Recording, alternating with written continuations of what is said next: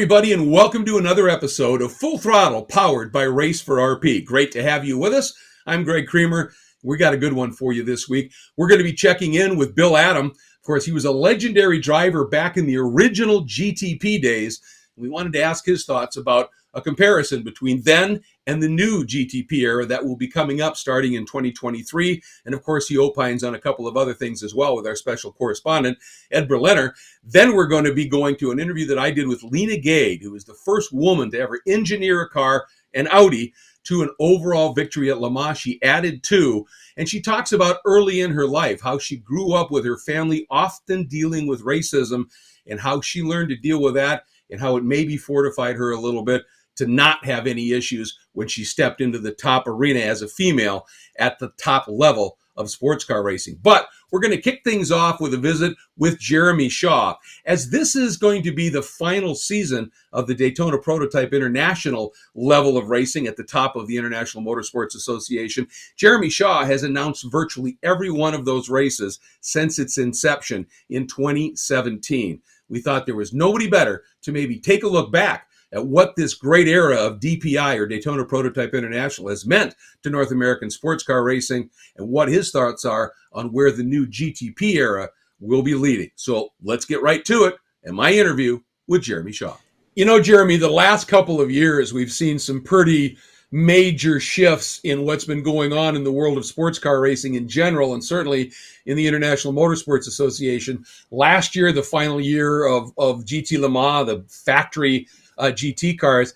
This year, another era is ending. After 6 years, the Daytona Prototype International, or DPI class, is going to be wrapping up at the Petit Le Mans. I thought it might be fitting, because it's really been a fairly remarkable era, to talk a little bit about that DPI program, what it meant to the sport when it was envisioned in 2015, came into existence in 2017, and what it's done for the sport. 2017, first year that it came in, and it replaced the Daytona Prototype era with a manufacturer involvement in terms of designing and building the cars. First of all, to be able to unveil a new race car at a major auto show like the Los Angeles Auto Show is monumental for our brand, and I think it is ultimately the expression of what we're trying to do on the racetrack. To have our design team in North America and in Japan truly design the bodywork of this race car and tie it in with our Kodo design language, which is so much part of our road car lineup, is absolutely incredible. So P2 cars, LMP2 cars were kind of on the fringes, and then for 2017 DPI era came in, and they were based on LMP2 cars that raced also at Le Mans and in the World's Endurance Championship. But the manufacturers were allowed to add their own design cues to the bodywork of the cars. So it's the same chassis. There were four different manufacturers that the manufacturers could choose from. Then they could add their own design cues, and then the engine manufacturers could do pretty much what they liked within bounds. And it was fairly tightly controlled. It has been very tightly controlled by the IMSA technical team. But there's enough, I think, enough opportunities there for the manufacturers certainly to add their own characters to these cars, and it's been a tremendous era. I mean, we talk about the glory days of sports car racing. Some people talk about back in the early 80s with the World Endurance Championship and the old Group C days. I honestly think these last few years have been the best era for sports car racing. It's been so open. It's been relatively affordable, certainly compared to the World Endurance Championship, where the numbers just got completely out of control with all the different hybrid systems they're adding on, and the technology was impressive but ridiculously expensive and beyond the realm of all but a very few manufacturers. Now, we've only had 3 or 4 manufacturers involved in DPI over the years, and we're down to 2 now, with just Cadillac and Acura, with Mazda pulling out at the end of last season. But the cars have been absolutely fantastic, provided some tremendous competition. If you look at this year, when the World Endurance Championship were racing at Sebring as well, alongside the IMSA WeatherTech Sports Car Championship, and the Super Sebring, as it's been called. It was off for a year or two through to COVID, but back again this season with the new hypercars that have been brought out over in Europe over the last few years. And you look at the hypercar against DPI, no comparison. I mean, the DPI cars are faster, they cost a heck of a lot less to run, and it's way, way more competitive. So, they've hit the nail on the head of IMSA with this category, and it's been tremendous. The fans have loved it. The drivers have loved it. Everybody has been a big beneficiary of this DPI era. Personally, I love the fact that the privateers in the LMP2 cars could compete with the DPIs. I loved that. I thought it was great. I did too, actually. Manufacturers didn't like it so much because they're not spending.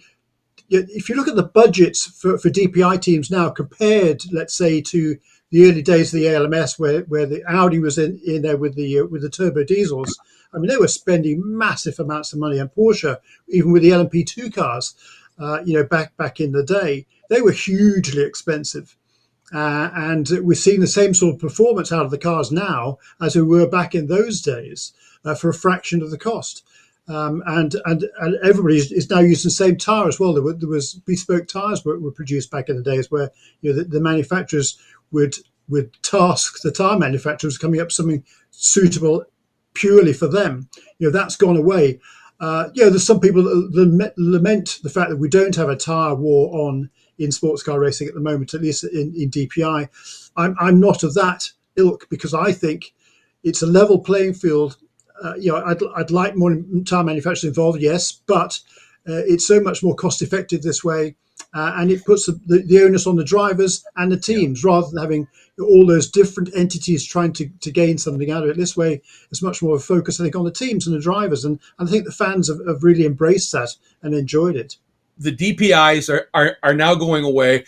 There's still going to be the manufacturer aspect to the class, but with a spec hybrid system. So trying to bring it more into what the 21st century, if you will, in ways, but doing it again with a real eye, it seems to me, on cost effectiveness and not massive, spends and outrageous budgets, but keeping the competition close. Time for that? Yeah, probably yes. We were down to just two manufacturers in DPI, so I think it needed a bit of a shake-up. We've now got four for next year, with Acura and Cadillac being joined by BMW and Porsche back in the top realm of sports car racing as well again. I think that's absolutely fantastic.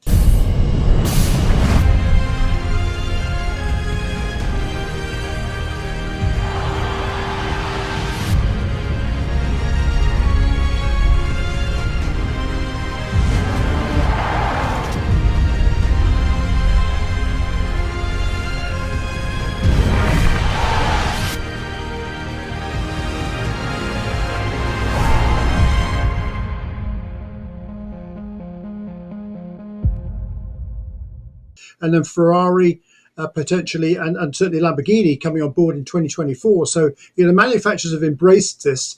Costs are certainly going to go up.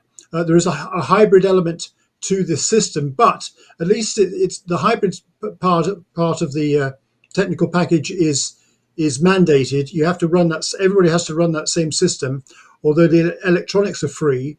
And it's going to be it's going to be a challenge. I think it's certainly.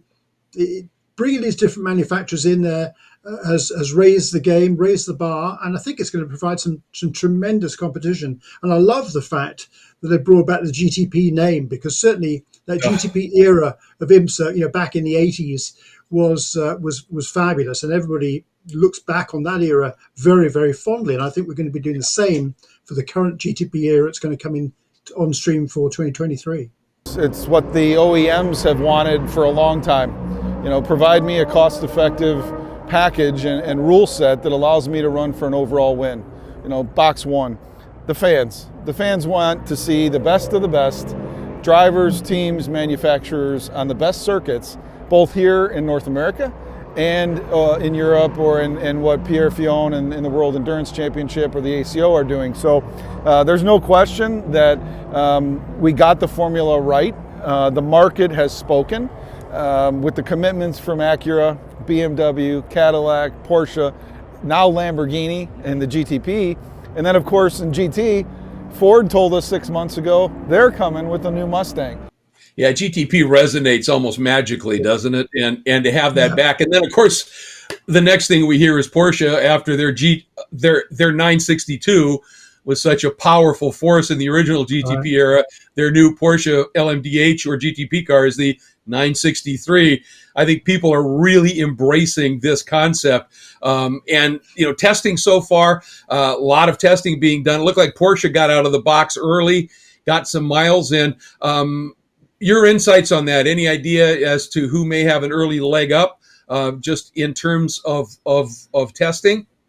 I love what's going on right now.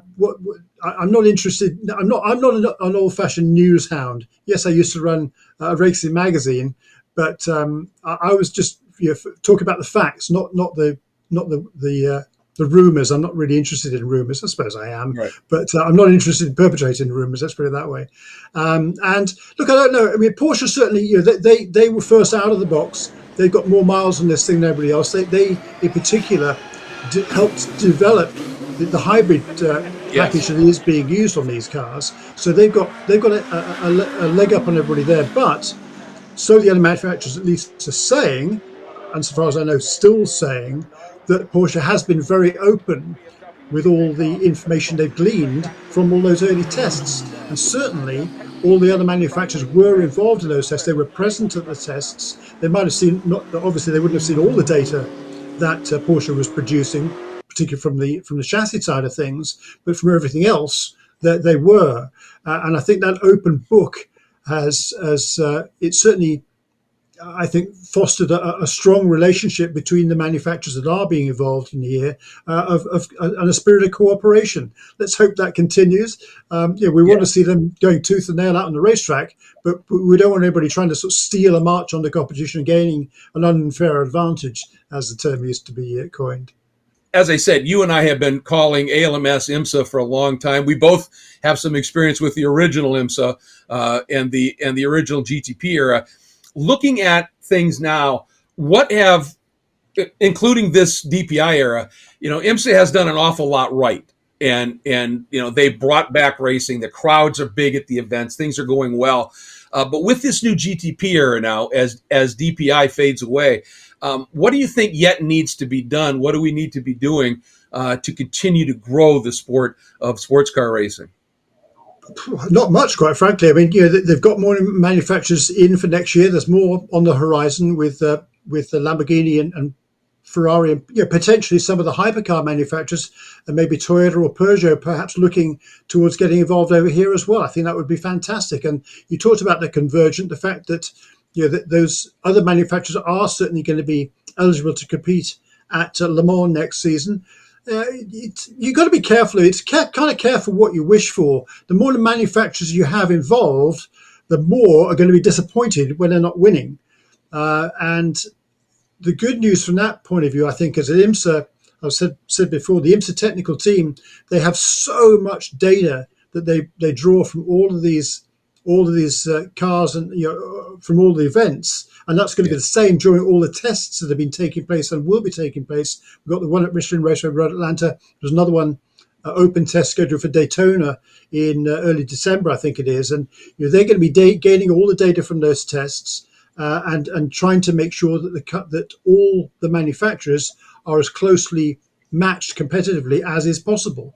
We've seen in the past that some of the manufacturers try to, you hear the term sandbagging, where they haven't not showing their full potential until they get to the racetrack. Well, IMSA, I think that has happened a couple of times over the last 7 or 8 years, and IMSA has stamped down pretty darn hard on any manufacturer that try to pull a fast one. And so I think that bodes well for the future. What else needs to be done? Well, not a lot. Just keep doing the same as they've been doing now. And keeping everybody abreast of what's going on in terms of technical package being updated, or you're looking forward to the future and making sure that the growth continues along the path it seems to be going. It's great, a really exciting era ahead of us, Greg. Well, some fascinating thoughts on a major transition period, the end of one era, the beginning of another, for the International Motorsports Association and its top WeatherTech Sports Car Championship. We've got more to come right here on Full Throttle, powered by Race for RP when we come back, so stay with us.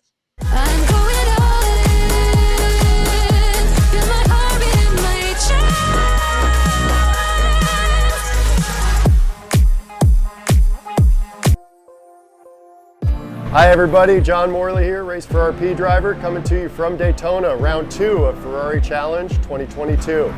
I'm here with Neil Langberg's new car, and one of the features you'll see on this new car is this nice QR code right here. Fans can scan that with their phone and directly contribute to the Relapsing Polychondritis Foundation. One of the research projects we're most excited about is the study at NYU that the RP Foundation is helping continue. They made a groundbreaking discovery back in 2020 about the VEXAS syndrome and found some similarities between different autoimmune disorders. Now they can start working on treatments for those disorders, and that's very exciting, and the RP Foundation is helping continue that through funding from generous donors like yourself.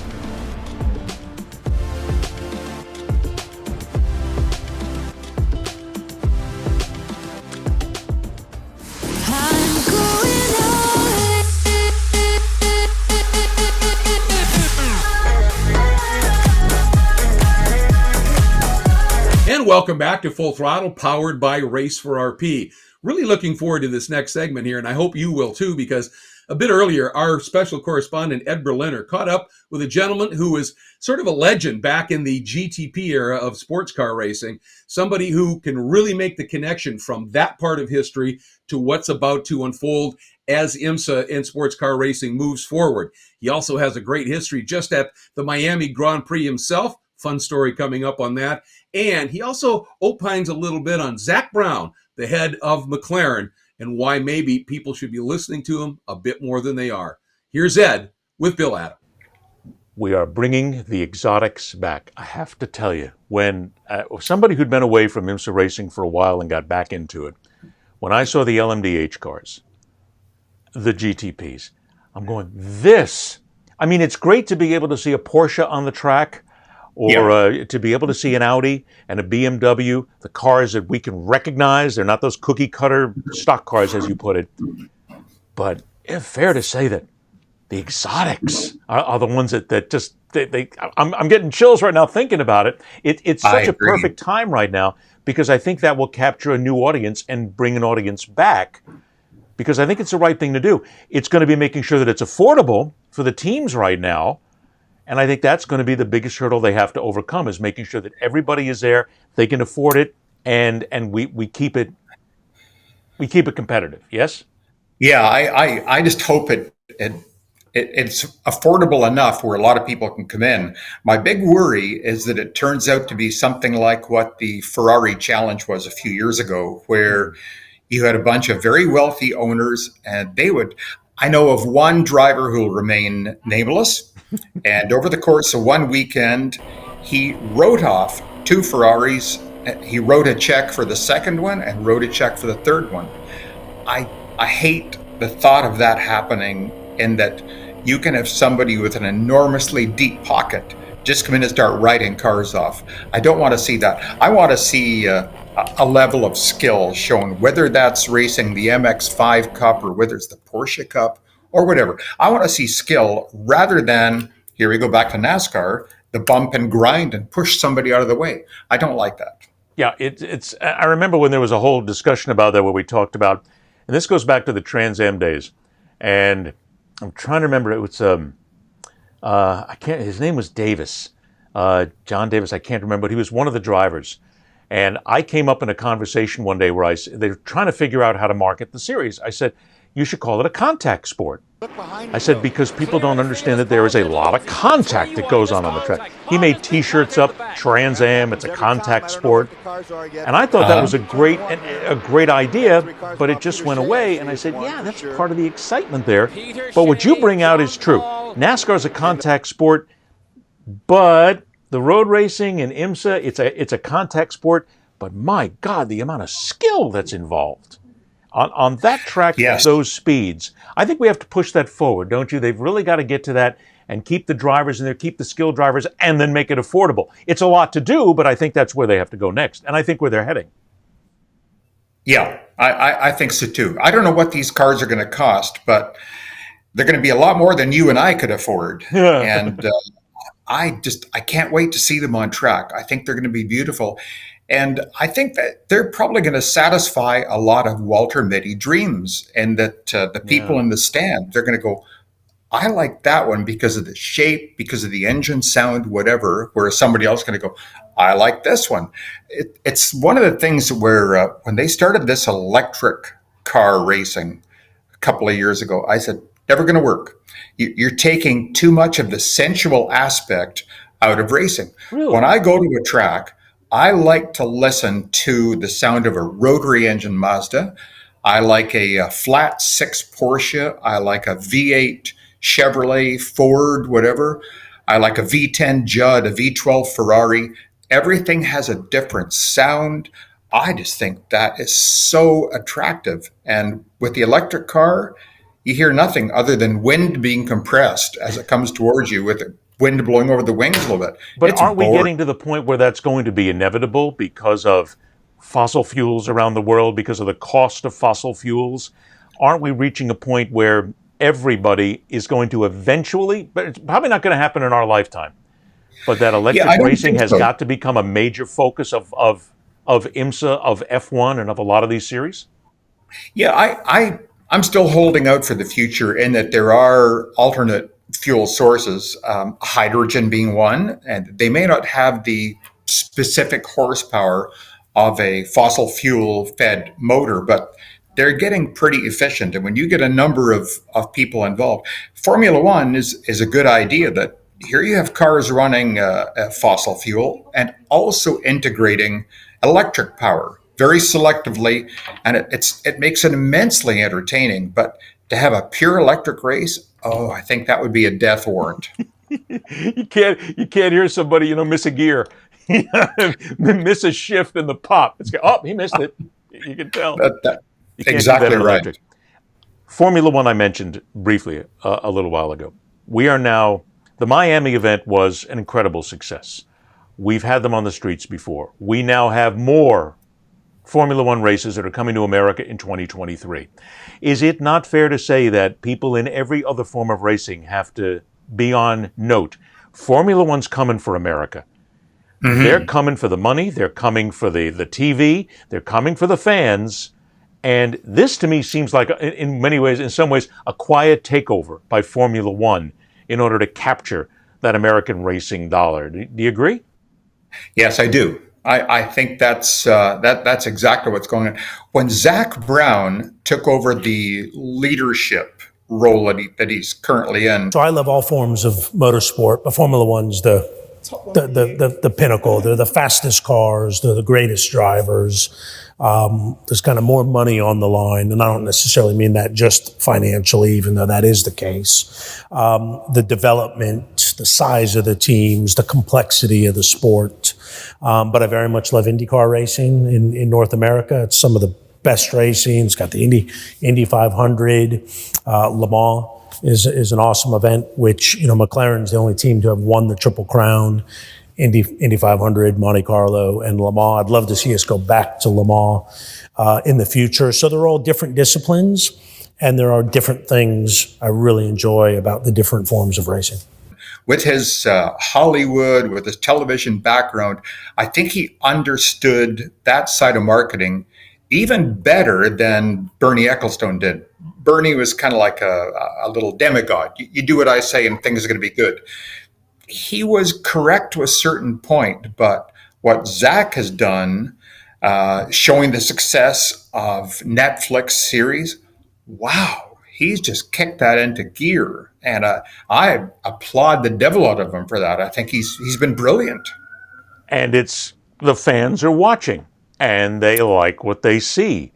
And even though the Miami event was wonderfully put together, a lot of criticism, a lot of ups and downs there, and learning of the track they put together there, fans are saying, we got to try this. They're beginning to like the international flair of it, and the cars. I can't even begin to mention how wonderful they are. So we could go on about that for a while. But Formula One's coming.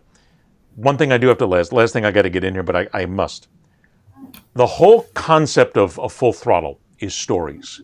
And you've known me long enough that I've interviewed so many people in sports and news, and I love stories. So I'm putting you on the spot. The story that Bill Adam has never told, the one that you'd love to tell, the one that you can think back into your mind right now, and go, let's see, I'm not going to get anybody in trouble, but what's that one great story that Bill Adams never told? Gosh, you know what? I think when I look back, Ed, I have been, once again, I'll use the word blessed. For me, racing a car was always something that for most of my life was an unreachable plateau. Born in Scotland with very ordinary, in other words, poor parents who emigrated to Canada. Both my mom and dad worked, and when I wanted to perhaps buy an old race car and start racing, oh my gosh, it hit the fan. My dad was up there going, don't be foolish, young man. You've got to be a doctor, a lawyer, and do something on and on like this. Well, You must have been talking to my mom. oh, yeah. So when I bought my first race car, I actually hid it from him. And he didn't know for the first year until he actually read it in a newspaper that I had won a moderately big race. So continuing down the line with racing, having been so kind to me, the very first Miami Grand Prix, when I came to town, I was driving for Jaguar, and we had a public relation guy who was with me all the time. And he would come to areas, like, for example, Miami. And Monday morning at 9 o'clock, we had an appointment set up at WPLG, ABC television. And then at 11 o'clock, it was WFOR, CBS. Then we would go to Fox and NBC. Tuesday might be a newspaper day, Miami Herald. Wednesday, we'd go to Fort Lauderdale, to Palm Beach, and really do a media coverage that was a spectacular success. The very first person I met, having come into Miami for my very first time, was Diane, the woman who was to become my wife. And so through racing, I can say, thank you, racing, for allowing me to meet the most wonderful person I could ever have hoped. And then through our union, we've got this daughter who on a daily basis just blows us away with love. So I owe a lot to racing. You're not going to stop racing, are you? I mean, I know you still get in a car. No, actually, to be honest, the last car I drove was it's a race car, but the guy didn't buy it to race with. He bought it kind of because he loved it. And it was a McLaren Senna GTR model. One of, I forget how many they built, like 28 of them. And he asked me one day, he's just a car lover, car collector that is very wealthy. And he asked me one day, he said, will you come up to Palm Beach and test my new McLaren? Didn't take a whole lot of convincing for that one, Ed. And went up there and got in his McLaren and I might have done 10 laps. I could have stayed in it all day because I was having so much fun, but I thought, not fair, and I certainly don't want to make a mistake here. So I'm going to do the right thing, pull back into pit lane to get out of the car. But to be in what I'll call as a proper race car, I haven't done that for, I think, about 8 years. And I stopped, maybe a combination of sensibility and guilt. And true, we had run Sebring in an Audi R8, the Le Mans prototype race car. And my co-driver was Butch Leitzinger, wonderful young American driver. And we were lucky enough to win the race. Afterwards, I got out and I went over to my boss at the time and I said, I'm going to take the rest of the year off. Why? What's wrong, Bill? Nothing wrong. You know me, I'm passionately in love with this car. The fellows on the crew could not have asked for somebody who had a stronger bond with. But I got thinking about what happens if something breaks, the speeds we were doing in the Audi, or if I make a mistake, who pays for it? It's going to be Diane. It's going to be our daughter, Shay. It's not going to be me. And I thought, all right, you've had a good run. Maybe now is the time to say thank you very much and stop worrying my family. And that was it. Bill really is a remarkable person. I had the pleasure of announcing with him when we were doing network television for the American Le Mans Series together for a few years. A class guy, a fun guy, and an awful lot of knowledge there. I'm glad we could mine it just a little bit. We've got more coming up here on Full Throttle, powered by Race for RP, a very special interview with a very special lady.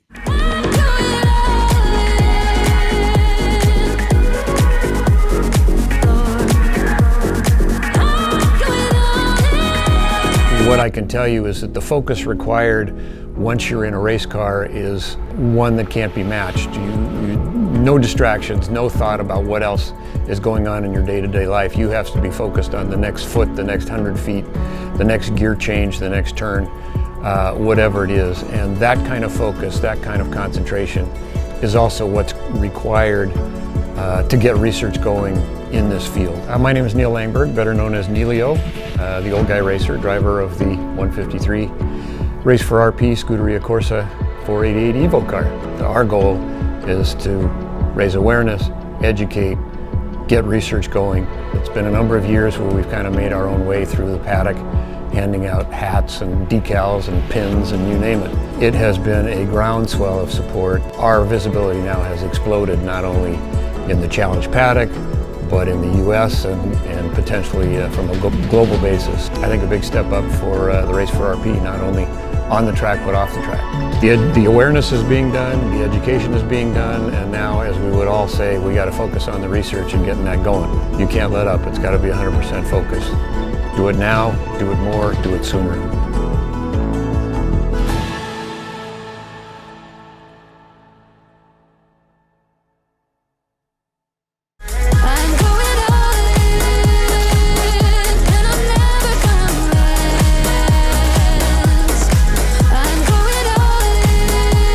We're back with more here on Full Throttle, powered by Race for RP. You know, when you become the first female to engineer a car to the overall win at Le Mans in a fairly male-dominated sport, odds are you face some adversity. Well, Leena Gade certainly did that. But for she and her family, the adversity began many, many years before that. This is the remarkable journey of a history-making lady, Leena Gade. Growing up as in an immigrant family in England, what was that like in that era? Was that a difficult, challenging time for you? Actually, that's the first time anybody's asked me that question. Was it difficult? So we lived in West London. My mum still lives in West London. It's incredibly diverse. There's people from all sorts of backgrounds. Having come back to the UK, at that particular time in '89, when the Berlin Wall fell and the USSR fell apart. Soviet President Mikhail Gorbachev has been removed from power, and there are tanks now in the streets of Moscow. Vice President Gennady Yanayev says he has taken over as acting president, as the head of state of a special state committee. You're watching live pictures from Moscow this morning.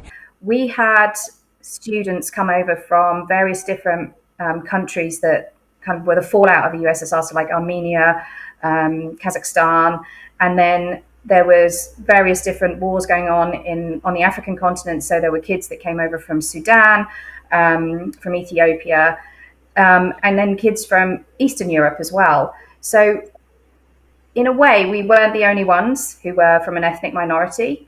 But the thing that I probably remember the most was how my dad used to handle a lot of this, because when he came over in the 60s, he only found this out after he passed away, actually. He traveled to the UK on a visa with a friend of his by boat, the boat which stopped in Yemen, then in Italy, and then docked in the south of England. And he ended up going to Wales, where he was practicing as an architect. And they probably had never seen a brown person before.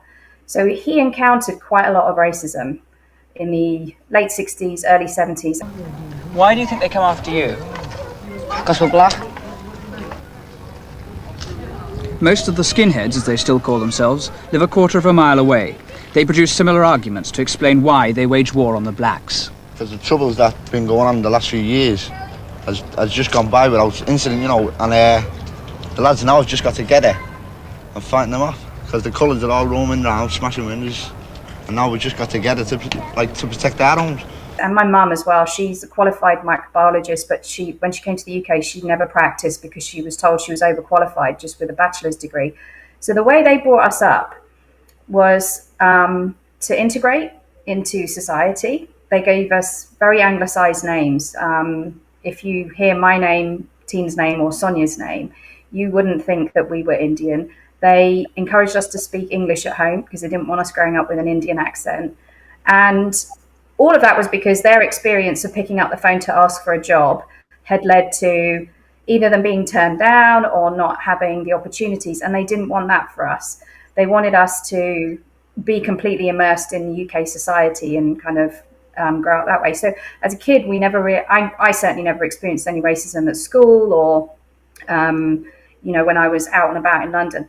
I did when I went on a school trip up to the north of England to Bradford and places like that, which there's ethnic diversity, but it's in a completely it exists in a very different fashion to London. So that was the first time I'd ever had anybody say anything like, I was with a group of friends. I was in a girls' school, so there were quite a few friends of mine who were Indian, and we got asked if we had a really good tan or if we were French, and these people knew exactly that we were Indian. So one of my friends just laughed it off and kind of said, "Oh yeah, we're from France," obviously with British accents. So it was, I don't know if it was the right thing to do. I think by today's standards, probably not, because you should be free to be who you are. But my mum and dad had been scarred, I think, a lot from their experience, and they didn't want us to have the same. July 1978. East End Asians call attention to their situation with a one-day strike. All the coloured community are on strike because of racial attacks. Brothers and sisters, today is the first day when you are going to lead the first black strike in England. The strike was a community strike. It was not an industrial action. It was organized by the black workers in Hackney and Tower Hamlet in order to protest against the racist attack and the racist killing. We felt that our message has been going through to the government and the police. After moving back to the UK, we were privileged enough to have Formula One on terrestrial TV, and we only had 5 channels at that point in the UK. Ever since then, it's changed, right, with loads of cable and satellite TV channels. But it was free to view, and the commentators were the legendary Murray Walker and James Hunt. Well, it's a sad thing, Miami. With the greatest respect, Raback is not a world-class driver, and he's in an infinitely superior car to Carlos Reutemann, which just makes a mockery of Grand Prix racing. And I'm afraid it's the current rules and all the arguments in that having argued for 6 months or more over the rules and practically broken the sport, they then come up with a set of rules which is a load of complete rubbish. And those guys just in their own right will inspire you to kind of find out more about motorsport. And because they had such a breadth of knowledge of what was going on with the team, with the cars, with the technology that was behind them. And this is like in the early 1990s. So 92 was like the year of the most phenomenal car that could ever have won a world championship with the Williams, with Nigel Mansell, full active suspension, like crazy technology. Nigel Mansell just underlines really what a terrible shame it is that we're losing him to kart racing in the United States, and it's a pity for everybody, but he's shown us today just what we're going to miss, because we will miss him. And he's driven magnificently. He took it pretty quietly early on, then in the middle of the race, he really put the hammer down and charged away from everybody and turned it into yet another very easy win indeed. And as Mansell crosses the line, Mansell wins the Portuguese Grand Prix and a record 9th win in one season. Terms that we were learning as we went along, actually not realizing that those technologies didn't exist in road cars and were probably years away from being in bog standard road cars that you could buy. But all of that was really fascinating to hear. So we watched Formula One, and then Murray Walker was commentating on touring cars at times, and then he was commentating on other forms of sport. We were buying magazines and publications like Autosport every week. Then there's a couple of engineering magazines that you can buy commercially. And so we got reading those. And it may sound strange, but ultimately, firstly, we had to ask permission to watch Formula One on TV, because if we were watching the TV, we weren't doing our homework. So my mum was like, well, you need to do your homework first. And then because we realized that it's a Friday, Saturday, Sunday event, we started watching the practice sessions because they were televised. We started watching qualifying, and we would go on the time scales of where the races were being held. So we were on Japan time or Australia time watching the events there. And it just escalated, really, because it was fascinating. We'd never come across anything like that. And I don't know what my parents really thought at the time. My mum used to watch the Grand Prix with us, and used to get, maybe she got entertained by the excitement, I don't know, that we would show, because we were huge Senna fans. And we just used to get so engrossed, and it became like a family thing. I think my dad was the only one that wasn't that fussed about it. He'd just be like, oh, they're watching F1, I'll go and do something else, But that was our time, and that's how it started, just watching F1 and then watching everything else. Did you struggle early being a female in a quote-unquote male-dominated sport? And as the years have progressed, and particularly with the success that you've had, has that, if it was there, has that eased? And are people now just saying a race engineer is a race engineer? When I started out, I didn't really think too much about the gender. And I was lucky that Tina was doing the same thing at the same time. So we had shared experiences of what was going on, and I could ask her questions about my role and my function and what should I do. She had a little bit more experience than me at the time, and vice versa. She could ask me the same. I don't ever recall us once having a conversation about life being difficult because we were women in what was predominantly paddocks that were there were just men there, mechanics, engineers, drivers. There was the odd team personnel who were female, but they were sort of kind of resigned to being the administrators in the teams as opposed to on the technical side. Probably the question you are mostly asked, what is the advantage to be a female in this That's not job? The most common question, but okay. No, the advantage. Because I guess the thing is there's so few of us that do this, you're remembered automatically. And even if you haven't met somebody, they know of you through other people.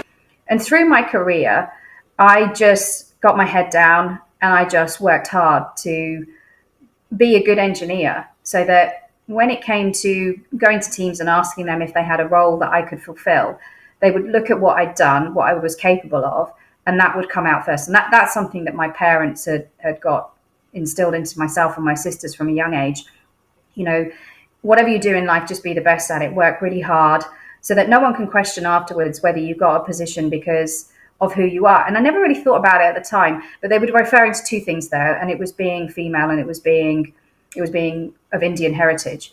And that's what I carried through. When I became a race engineer, I have to say, I was incredibly self-critical because I never wanted to make a mistake that could be put down to me being a woman making a decision or a choice. And I was the only one that thought that way. Nobody at Audi Sport or Team Yost ever thought I'd made a wrong choice or a right choice because of my gender. They just put it down to race engineer, she's made a decision, right or wrong, doesn't matter, pick up the pieces, let's carry on. They never once thought anything like that. When I first got asked to become a race engineer at Audi Sport, my first feeling was that the people around me were going to judge my decisions and my calls that I made, and if they were wrong, that it was because I was a woman.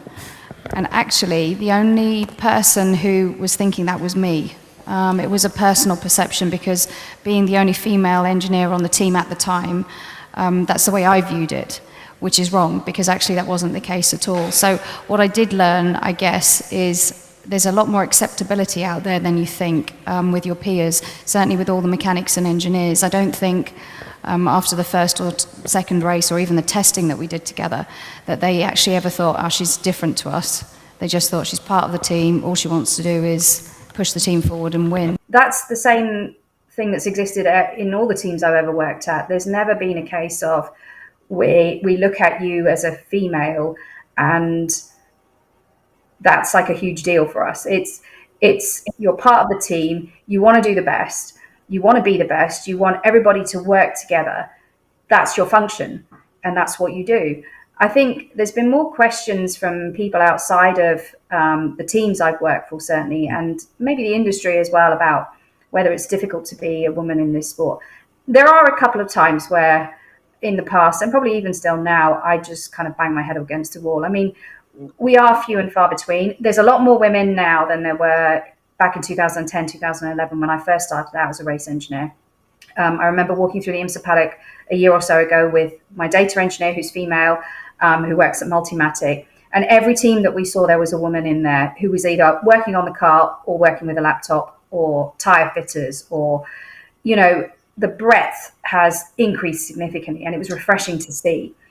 But there are times when you just don't want to have to deal with guys. And I hate to say this, it's like the age-old thing, you know, women are from Venus, men are from Mars, if we remember that book.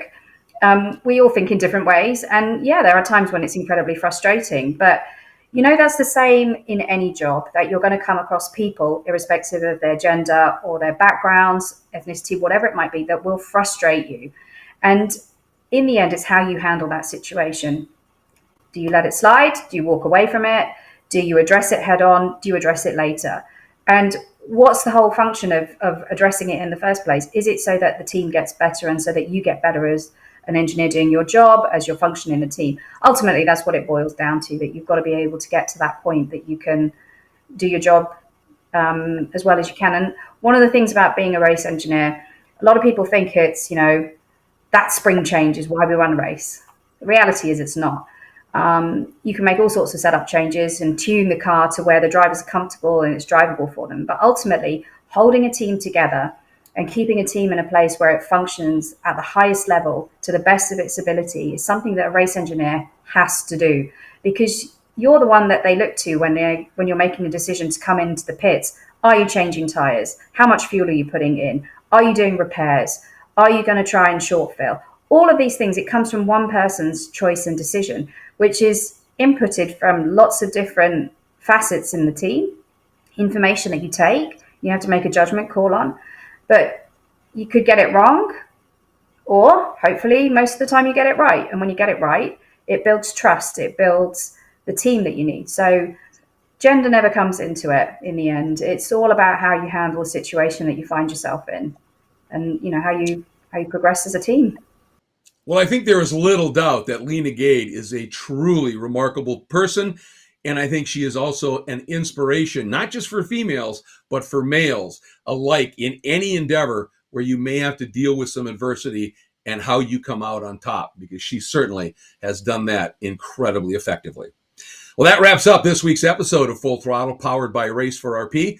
Before we go, one more time, we want to encourage all of you, please take a moment and take a look at the raceforrp.org website and learn a little bit more about Race for RP's efforts to help raise awareness, education, and funding to come up with not just a cure, but just to understand the cause and treatment of relapsing polychondritis, an awful and debilitating autoimmune disorder. And also, you might want to take a moment and go to polychondritis.org, which is the Relapsing Polychondritis Foundation's website. Lots of information there, and both of them have opportunities if you would like to make a bit of a donation on your own. Just find the links and do that. They will certainly appreciate it, and we certainly appreciate you joining us every week here on Full Throttle, powered by Race for RP. I'm Greg Creamer. It's been great having you with us. We'll see you next time.